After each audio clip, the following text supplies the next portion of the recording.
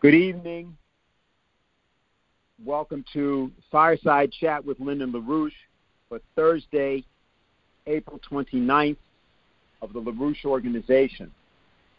And I want to point out that in 9 days, the Schiller Institute will be holding a conference called The Moral Collapse of the Transatlantic World, cries out for a new paradigm.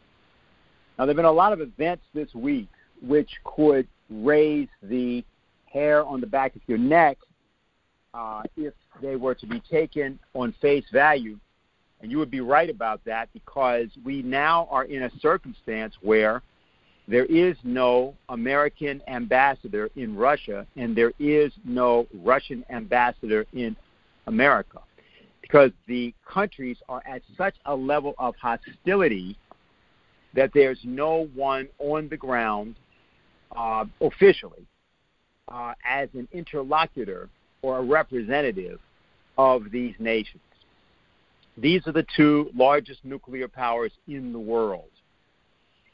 Some are stating in both countries that the circumstance that exists now is worse than that at the time of the Cuban Missile Crisis of 1962. Those who may not have been born then may not know or understand or recognize that so far as the average American was concerned, during those days of October 1962, nuclear war was about to occur. And people had flooded churches, and they were doing all sorts of things because of their presumption, or at least their fear, that a nuclear attack or exchange between the Soviet Union and the United States could happen at any moment. And there are persons on both sides, both nations, that are stating that the circumstance now is worse than that circumstance. Now, that may or may not surprise people, and it may or may not particularly frighten you, but the fact is that that is the circumstance. How we got there has a lot to do with miscalculation. And what has been happening is that because of the impending second, if you will, major collapse of the international financial system, particularly the system of the transatlantic world, financial and monetary system, a collapse way bigger than what happened in 2008. There are attempts to try to grab everything in the world that's not nailed down. And that also, by the way, will include absolutely everything that seems to be in the pockets of the American citizen. So, for example, you have the shutdown of nuclear power plants, as will, for example, happen tomorrow at Indian Point in New York. This is a plant that provides 25% of New York City's electricity. And, of course, that electricity happens to be carbon-free, though that's not important to us.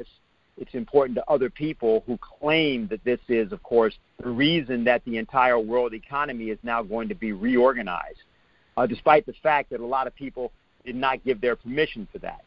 But in the case of New York, we're closing the plant that provides 25% of the electricity for that city with no actual replacement. Now, it's being said that natural gas will be the replacement. Well, how did that work out down in Texas this past February? And by the way, is it natural gas, a fossil fuel? So what you see is that the malarkey that people who are involved in this care about the issue of so-called carbon emissions is exposed. But more importantly, what's happening is that there is a drive and a war being waged against the countries of the developing sector, in which, for example, 1.2 billion people don't have any electricity. They don't use electricity at all, not because they don't want to, but because they don't have it.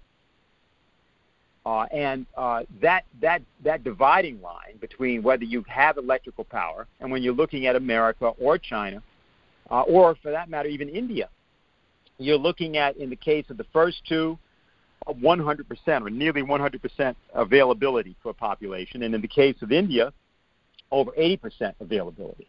So what you're looking at and what is being stated, as has been being brought out and exposed by some persons in the world, is that you're talking about maintaining a condition of poverty and impoverishment for whole sections of the globe, and then locking up the resources of the globe and not going forward to nuclear power or anything like that, but rather deciding who lives and who dies, because that's the issue of electricity, who lives and who dies. That's only one expression of what's going on. If you look at what has been happening in terms of China and the United States' relationship there as well, the State of the Union address, Joe Biden made clear that the United States will continue and continues to see China as a central enemy. And of course, we have the earlier claims of China being the source of the coronavirus. So that the state of near war that is known to exist from a diplomatic standpoint between the United States and China, the United States and Russia, is a circumstance that was precisely what we spent much of last year campaigning against, stating that it was British intelligence that intended to drive a wedge between the United States, China, and Russia. And that once Donald Trump made the fatal mistake of attacking China during March of last year as the source of the coronavirus, all bets were off. The world would be plunged as a result of that process into a process around the coronavirus, which is, incompetent at best and lunatic at worst. You have, for example, today's supposed announcement, everybody stopped wearing a mask, nobody has to worry about that anymore. That's sort of what was being implied anyway by what happened with Biden. Yet in India, you're probably at about 500,000 people per day now being infected. And officially, they're not saying that, but that's approximately where you probably are. And, of course, within that domain, you have variants of the virus, mutations of the virus. Brazil is a circumstance almost as bad, and perhaps as bad because we can't really rely on the figures from Brazil. And so we're in a circumstance not where we're about to see some light at the end of the tunnel on this matter. Matter of fact, it's likely, if the incompetence continues, that you're going to have a circumstance where this process may worsen and may extend for years unless there is an international health platform established on an emergency basis that allows for clean water, electricity, transportation, food, and medicines of various types. And, of course, that means the relevant personnel that are able to use those capable skilled operatives to actually be able to deliver these capabilities. It would be an effort that would dwarf the effort of the Second World War. That's what would be needed at least in order for the human race to knowably get out of this circumstance in a way that would save the largest number of lives possible, and also put us on a path toward real, substantive, physical, economic progress globally. Tonight, one of the areas that we want to discuss, and let me say, this conference will be on Saturday, May 8th. It will begin at 9 a.m. in the morning, and it will have two panels. And the conference title is The Moral Collapse of the Transatlantic World Cries Out for a New Paradigm. What we're going to discuss tonight is one element of this, and basically, particularly, there are two panels, I should say. And the second panel, which is going to be devoted to the Committee for the Coincidence of Opposites, is going to take up what is needed, not just how bad the situation is. We'll touch on that. That'll be a quick thing to do. But our Committee for the Coincidence of Opposites, which has been in existence for a few months now, has embarked on a set of projects. And they are demonstration projects intended to illustrate what is meant by the idea of a worldwide health platform: food production and the expansion of food production and distribution of food is at the very center, obviously, of being able to maintain health. And one of the things that we want to do tonight is to focus in that area. And Marcia Baker, who's been working on behalf of the committee in various capacities, both in terms of a particular project we're doing in the eastern part of Africa, in the nation of Mozambique, but also she's in touch with and working with the farm sector here in the United States and has been for many years. She's going to be the person that gives the keynote tonight. And we just want to point out that the context in which we're talking is this. China and Russia have had a meeting at the end of March to talk about essentially doing something to create a form of alliance that would allow for them to continue the progress that the Belt and Road Initiative of China, which has now involved over 140 nations, that progress will be continued.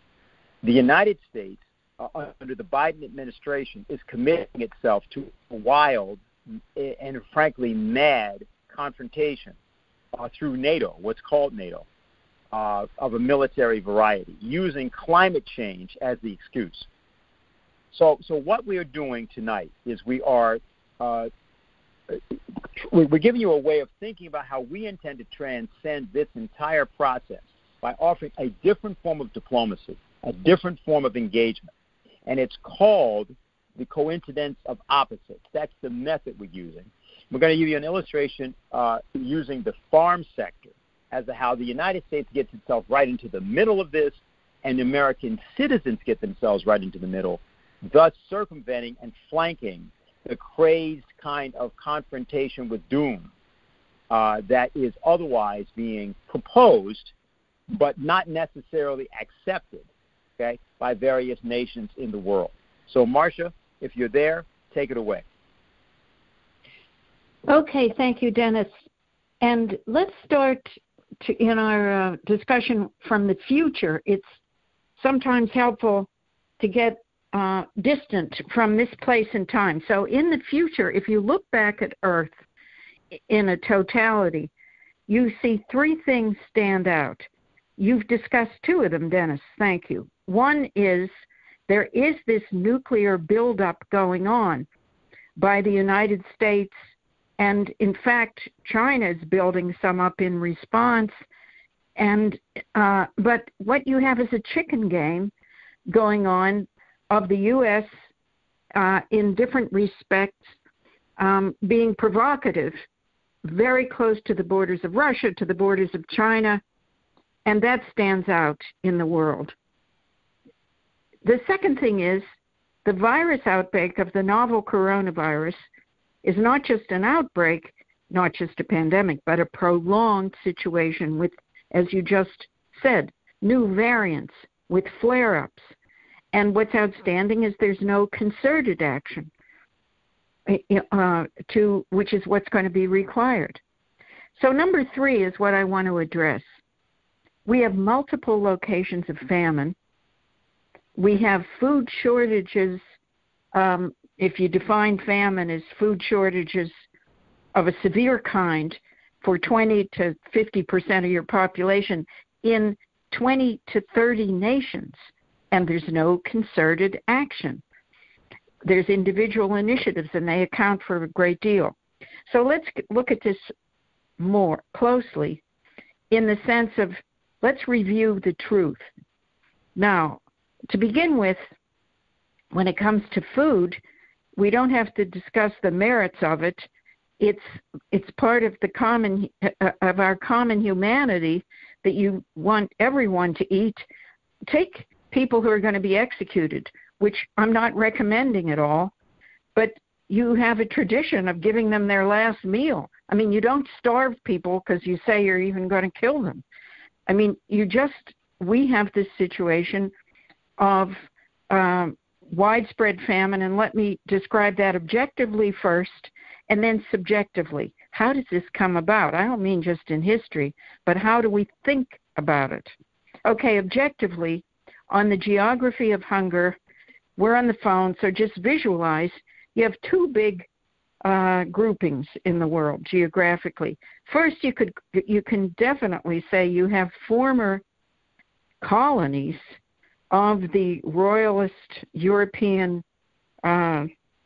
overlords, especially in Africa, that then once they got technical independence have been forced to be underdeveloped, denied the credit, denied the infrastructure. So you have among these 20 to 30 countries that have a chronic food shortage situation, you have many of them whom you know. The Democratic Republic of the Congo, you have northeast Nigeria, you have Mozambique, which was a former Portuguese colony, you have Sudan, which was busted up by Susan Rice and companies, you have South Sudan, you have Haiti, who had been independent. That's a different situation. So that whole geography of the world where there is hunger is persistent and unconscionable, but you tend to know where it is. Then you have other locations, once certainly self-sufficient or well-off relatively, where there has been this neocolonialism of an intense kind in recent decades. Venezuela has a terrible food shortage situation. Syria, 90% of the people forced into poverty when, by the way, Syria is the homeland of wheat, small grains, but the research center had to be removed because the place has been forced under such chaos. Afghanistan, I think always independent, but just turned into a killing field in the last 20 years. So if you add all of this up, the math is that 1 in 8 people in the world don't have reliable food supply. 270 to 300 million of those people, it's severe, and 34 million people are at the point of potential starvation of this grouping. I was looking tonight where it said that take Yemen, in a terrible situation of 16 to 20 million people food dependent and not having enough. One child is dying every 75 seconds, every minute and a half or so. Or threatened to die, excuse me. So this is the world picture. Now, the one thing is that lording over it all, and that's a good verb because it describes the mega banks, the financial cartels, but the consolidated companies of food processing, trading houses, you know the famous names, everything from Tyson to Cargill to Mitsubishi to JBS. This consolidated international group of transnationals and associated banks determine what's bought in the way of cocoa or wheat or corn or coffee, determine the price really of inputs that farmers pay, and really decide through credit availability or not, infrastructure or not, what's grown, what you get to produce somewhere. The fortunate exceptions to that, and I won't go into it more, are China pretty much and Russia. Russia under sanctions has had a lot of centralized development of its own under agriculture under very difficult conditions. But they have risen to the occasion, increased wheat, and the biggest wheat exporter in the world. But most of the world is in this situation under the control of these cartels and this financial spider web. And the situation has become extreme where you have productive countries in agriculture like Argentina, Brazil. The hunger there is in this many millions, 19 million in Brazil. Now, we know, and I'll say that right now, the impact of the COVID-19 pandemic, where supply lines are broken, where people are sick and dying, all of this affects the situation. It affects us personally. I'm taking that as a given. I'm not discussing that now. But this situation, let me give you the math, was already underway. The dynamics were there before the end of 2019. you had, I mentioned already, 1 in 8 people in the world already hungry. And you've had situations where it's become severe, like I'll take North Korea. You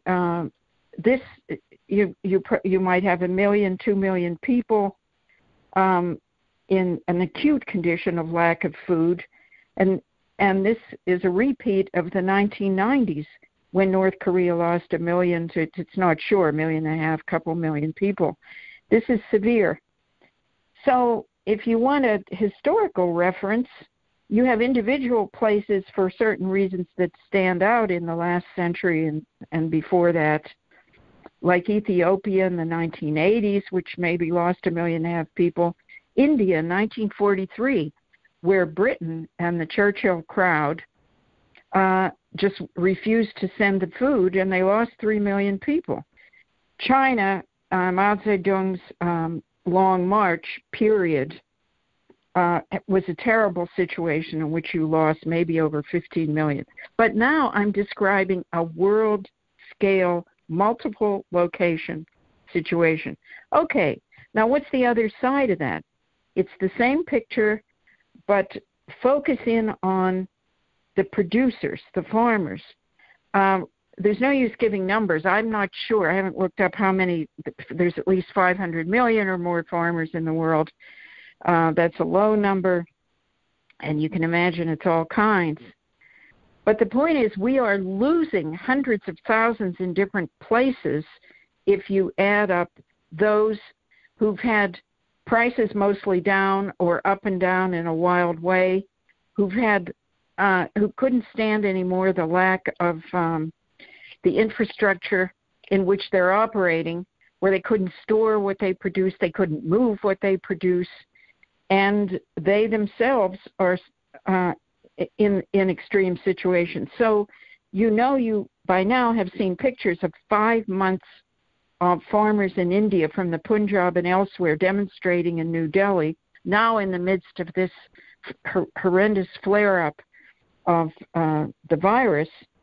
But they were out there regardless with tractors and with their families because they can't go on under new laws that were proposed and actually enacted in 2020 to serve the special international transnationals I just spoke about. They're protesting those particular laws. But in addition to that, you had in February and March this year, in Europe, people in the streets. 2 weeks ago on a Friday, Paris was completely clogged with farmers demonstrating. In March, Berlin, Munich, other places. Likewise, they did that in February. And they are demonstrating both the lack of return that they need to continue to farm because of this whole system stiffing them for the right price that cover their costs. And they're demonstrating, and what I'll get to in a minute, and what Dennis described is this onslaught against production, against energy, in the name of saying that we want to cut CO2 emissions in order to keep the planet from having heat death. It is a load of malarkey. So you have the combined situation of people not eating, producers being put out of production, and you have, it's part of the objective record that we have examples to what to do about it. I'll give you an example. After World War II, there was a program very much pushed by Eisenhower, but it wasn't partisan, called Food for Peace at the beginning, because you had productivity in the United States that was able to produce food, developed during the war while most of the young men were off serving in the military. There were deliberate ways to keep food going. Well, what were you going to do with it once the war stopped? So it was decided to make use of it. You have examples. Fast forward up to the Alliance for Progress, which had an agriculture element in it in the 1960s, early on under Kennedy, before he was murdered. So we have a crisis situation. We have precedents of the spirit of what to do. So what should we do? look, it's April. In the northern hemisphere, it's planting season. In the southern hemisphere, like the southern part of Africa in the southeast, it's the Corn Belt. Fortunately, I just heard that Zimbabwe had a relatively good crop. South Africa, I hope so too.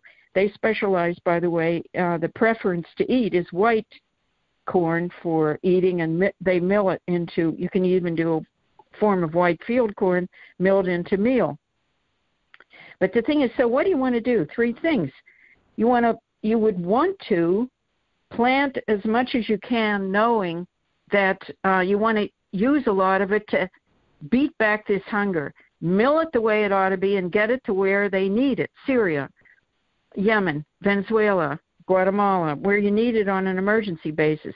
That means guarantee a price for the farmer everywhere, guarantee credit, get any problem solved that you might have shipping inputs to them, fertilizer, make sure you don't have any bottlenecks, and what food you might be able to muster in the meantime until the next harvest. Get it going. Use logistics. Use military logistics. The U.S. military, other military around the world are famous for disaster response and for military construction, for emergency shipments, for storage, for delivery, roll-on, roll-off ships, hoop buildings to put up temporary warehouses. I mean, this can be done. And the third thing is, while you've looked at the current harvest period and the planting season, you want to see how you could upgrade for the medium and longer term. And then that means you want to look at increasing production for the kind of thing you know people need, not just for whatever the market decision is of the Wall Street, City of London type network of these transnationals. And we've put out, the Schiller Institute is well known for this, and in decades past, Lyndon LaRouche himself personally would get into calculations for saying we should double world food production, meaning basic foods that are desired as preferences in different cultures, whether it's rice in China or wheat noodles in China, tortillas in South America, or dumplings in Germany.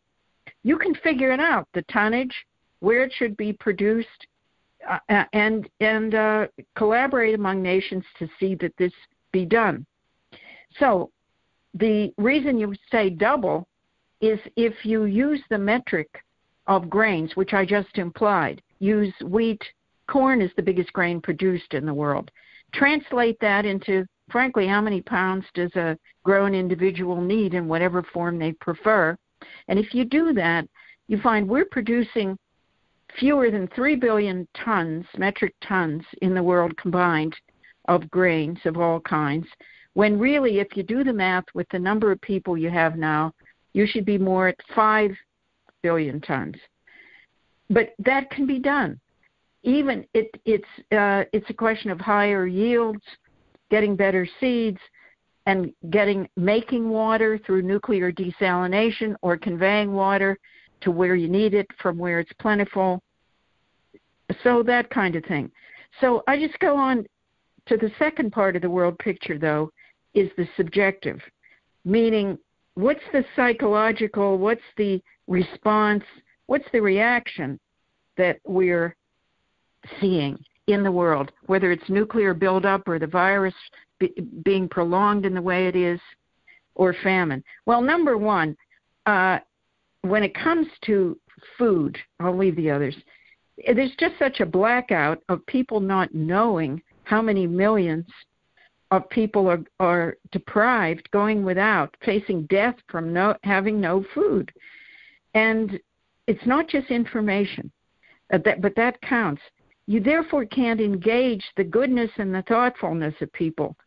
I mean, for example, can you imagine on television if every once in a while in the evening news or your favorite browsing site online, you would know you'd get an update every few days on what was the harvest like in the South African Corn Belt.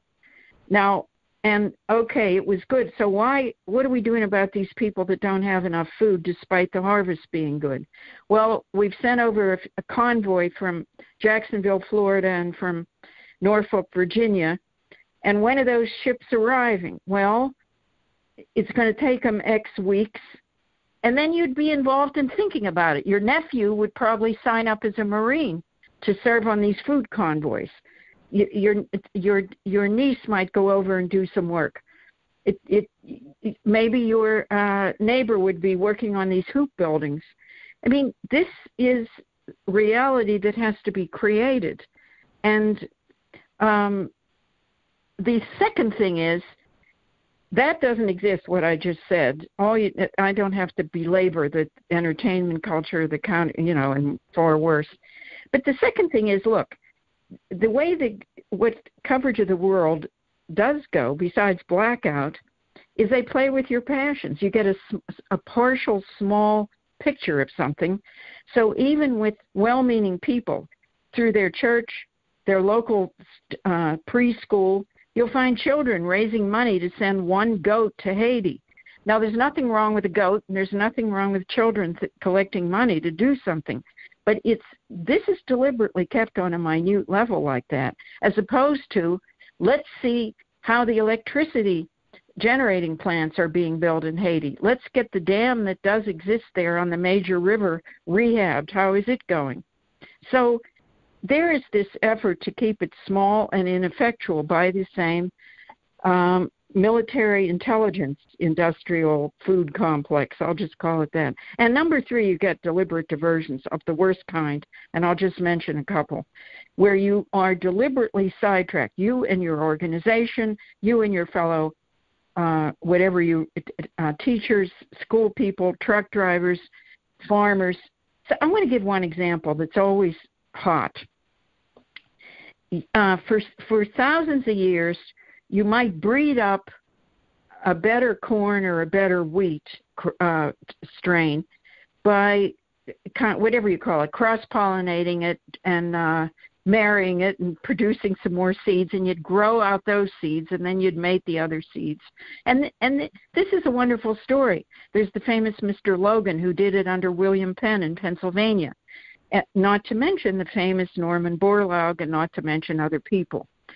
Well, by the 1970s, we had the famous scientific breakthrough of not having to grow out each generation of the plant you're working on, but being able to intervene through special bacteria and other ways to genetically improve it and upbreed plants in that way. So what happened is, literally some British-connected transnationals coerced governments, especially Washington, to say this should be patented, just like a screw or a mousetrap. A life form, because actual plant life is living, is the same as mechanical patents. Totally wrong, but what happened, it still exists that way. And the first patents, I think the British ones, were cotton from Louisiana and the Mississippi Valley.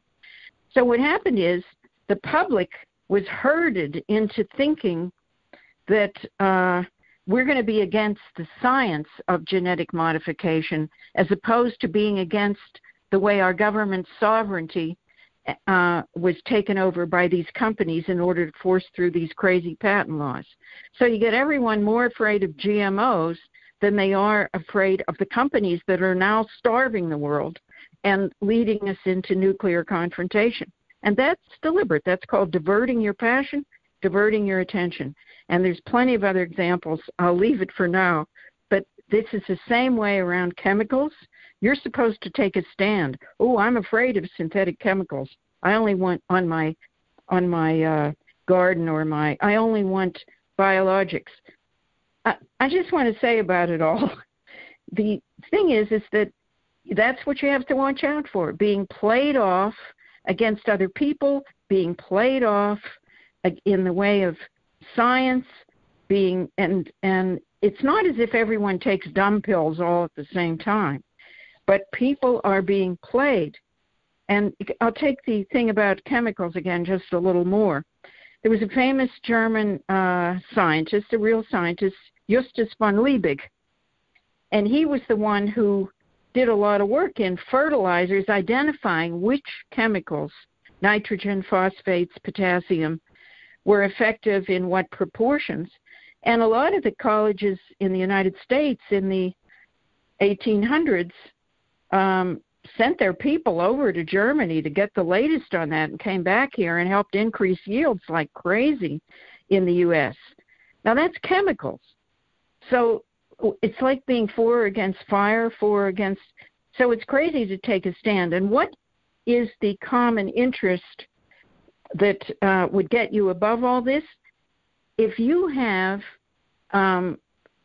independent thinkers and independent action people like farm families who have a regular income, can look forward to the future, who have real education, extension service, no hocus pocus, they can make the decisions, just like a machine tool operator in a factory. I mean, I grew up near Pittsburgh partly, as well as central Pennsylvania, and you wouldn't think of going and telling a guy in the steel mill to add more nickel and it'll be better. The same way with farming. You have experts. They should figure it out. It's in our interest that everyone have the level of life, the level of culture, the level of morale, and the level of appreciation and the level of support to make these decisions about how to farm, how to do this and how to do that. That's what we have to do. Now, finally, I'll just say one thing. It's just the immediate threat, like the 5-alarm fire bell, or what Dennis said about the threat of nuclear war today, that is people, they don't know, they don't react, and so the threat is there. But this green assault, that is the assault on independent farming, the prevention of anyone knowing how much the degree of famine we have, this is an emergency situation. I want to just say 3 things about farming, and then just for the people who do or don't know, and there may be people on the line then could really fill things out. But one aspect is this crazy idea that 3 attacks on our food supply in the world, that you should, by 2050, you should cut the world's use of land and water by 50% for using it for agriculture or mineral extraction or anything else. A crazy biologist from some years ago put that out, and that's where it's been created, this crazy idea that we should cut in the United States 30% of land and water use for agriculture and other uses by 2030. It's already in a couple of nations. It might be Britain. I forgot to look up. It's in a couple of states here in the last couple years. And a week ago, though, 15 states' governors said nothing doing. And Nebraska's governor said it's unconstitutional. So it's hot, but it's totally wrong. Now, I'll just draw this out. If you take in Europe, that the EU, European Commission in Brussels, has taken the lead. They say by 2030 they want 10% of the farmland out of commission. Now, they don't have to take 30 out of that. Maybe they'll take 5% of some other land out. Who knows? It's crazy. If you do that along with another thing they want to do, it's called their Farm to Fork program, and they introduced it a year ago, May, exactly a year ago, Farm to Fork. It's part of the Green Deal. They want to order farmers within the next 9 years to reduce any chemicals used against pests, worms and bugs and stuff, by 50%. Any chemical fertilizers by 20%. Any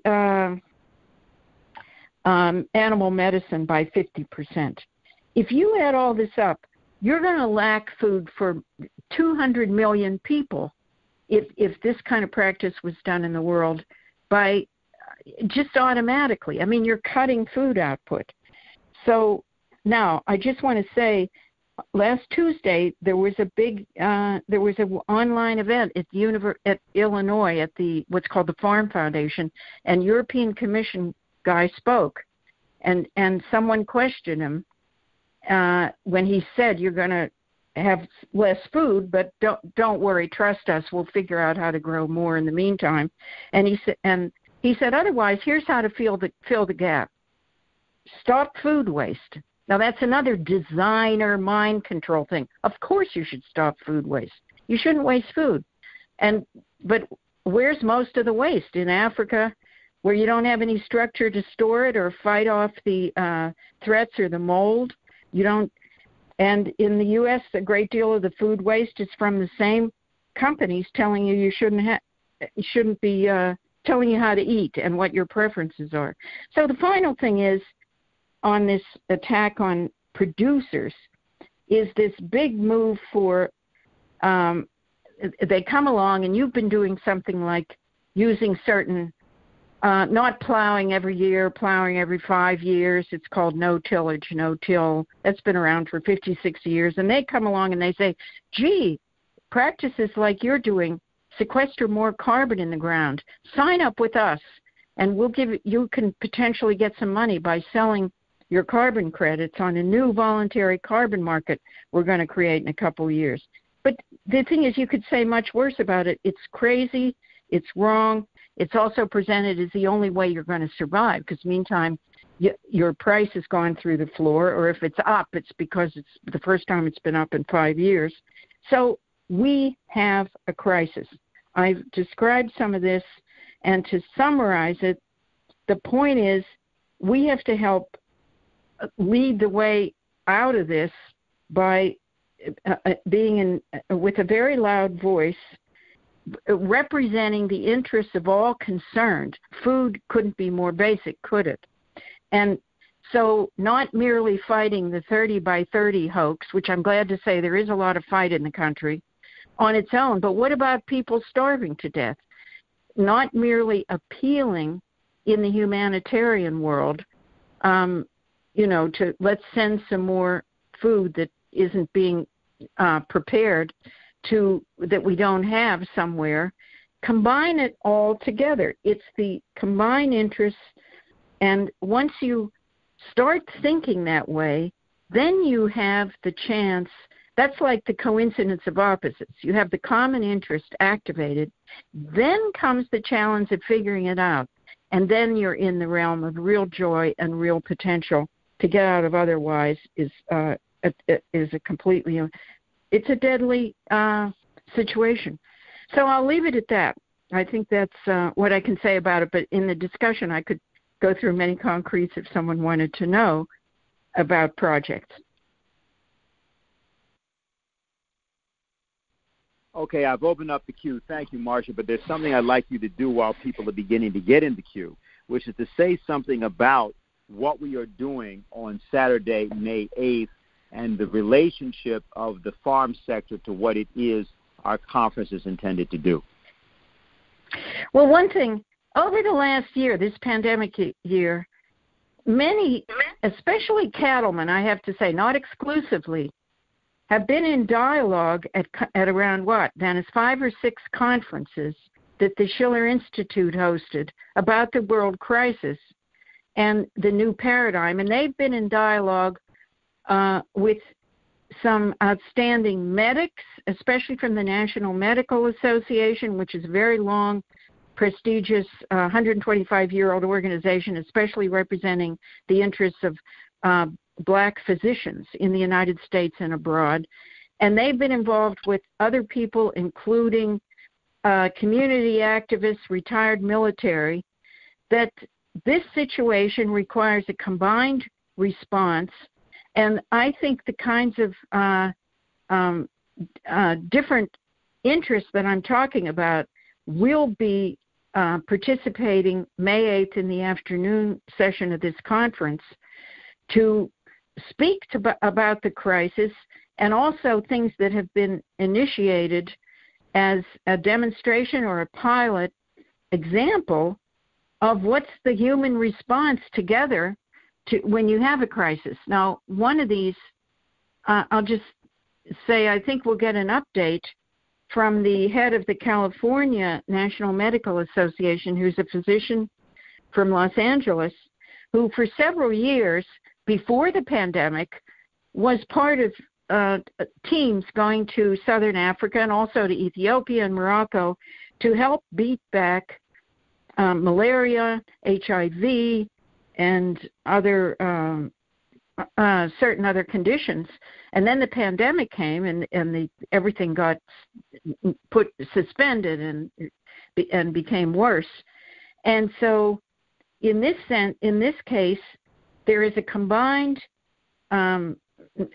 a kind of mission shipment that she and others are heading that will have components of medical supplies. I'll be specific, like masks and gowns and things that you need, but and medicines too, antibiotics, other kinds of ointments, and different kinds of things. I forgot. I'm sorry. Just the place where this particular individual had led teams was Mozambique, in just northeast, the famous coastal country northeast of South Africa. And the other component is food. The idea of from the Midwest, you have corn and soy grown in the Midwest that's milled into a special kind of corn-soy blend for disaster circumstances and for ease of use. And I can say more about that in a minute. And also, we want to get some seeds for the future. And I'll say more about that. But this combined sense, or this combined representative shipment, just makes concrete that we're making the point that the farmers of the U.S. Midwest, the medics of the world, and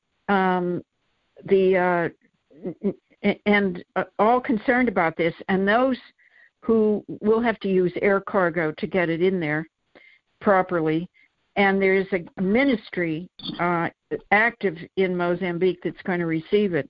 This makes the point that this is what humanly you do. You can figure out how to do it, put it together, and it should be being done on a large scale. So this is the idea, to have a catalyst. It's to set an example, but not like an old school marm waving a finger. I mean, are you going to be human or not is what we're asking other organizations, individuals, and governments. Okay, well, we're going to go to the questions. Let me just point out something so everybody knows about why we want you on at 9 o'clock in the morning next Saturday, 9 days from now. We're going to start by going through what the actual crisis is globally. But then the point is, what can you do? See, everybody is capable of getting COVID, right? Well, that means that everybody should also be capable of stopping it. Well, how would you be capable of stopping it? You're not a doctor, and also you don't know whether or not, the vaccine's working. You don't know this, you don't know that. Well, the issue is to create among the citizens of the world a committee, and the committee does certain projects that are exemplary. So the committee's not trying to feed, a whole country. We can't do that.